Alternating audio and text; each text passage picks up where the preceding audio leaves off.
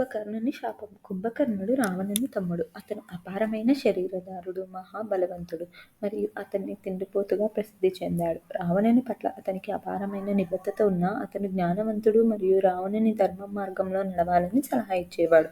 ఒకరోజు శక్తి మదంలో మునిగిపోయిన రావణుడు అమరత్వాన్ని కోరాడు. బ్రహ్మదేవుడు ప్రసన్నమవ్వడానికి అతను తన అన్నదమ్ములతో కలిసి ఒక మహాయజ్ఞం చేయాలని ఆదేశించాడు.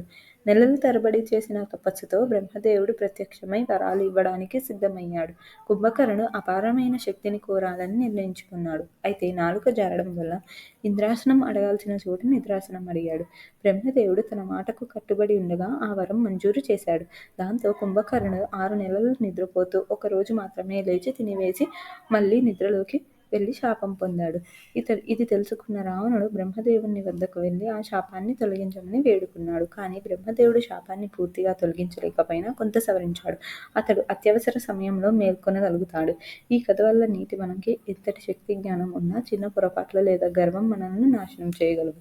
మీకు మరిన్ని ఇలాంటి కథలు కావాలంటే ఈ ఛానల్ని లైక్ చేయండి, షేర్ చేయండి, సబ్స్క్రైబ్ చేయండి. అంతవరకు టాటా.